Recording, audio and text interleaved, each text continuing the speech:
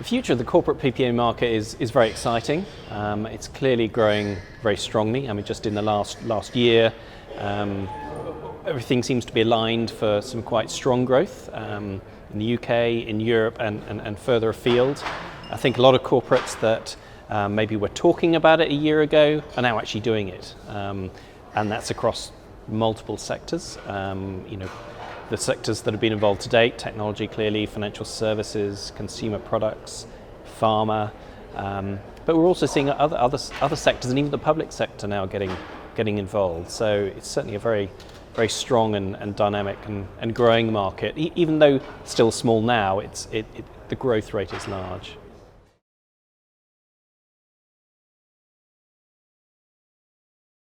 The off-takers that are dominating the market, I'm seeing mostly as having quite a sort of an image or brand recognition that brings them value. So they signing up to RE100 initiative or science-based targets.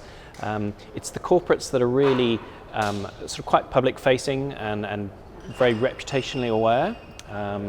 So again, that's the likes of financial services, consumer products that they feel this is a really important part of their agenda, their marketing, as well as obviously bringing other benefits, economic benefits as well.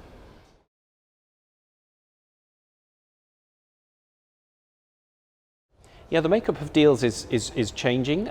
Maybe in the past it was quite vanilla in terms of a fixed price for 10, 15 years, maybe with indexation depending on which country you're in or not.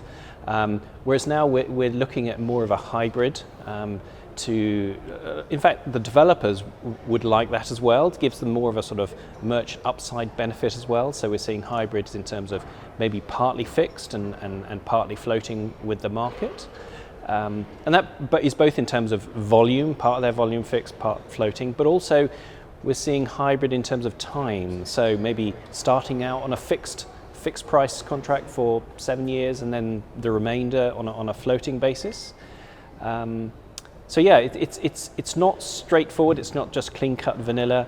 There's a variety of different structures out there, and also we're seeing more in terms of not just a pay-as-produced structure, again, which was the sort of vanilla previously. We're seeing more in terms of firmed or baseload, where the sort of profile risk or shape risk is back with the developer or a third party, as the corporate doesn't want to be exposed to that long term.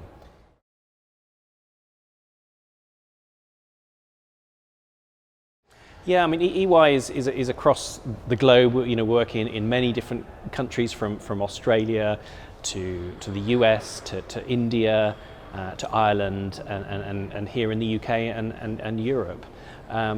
I mean, interestingly, in Europe, Poland seems to be one of the hot markets, having been sort of quite dormant for a number of years.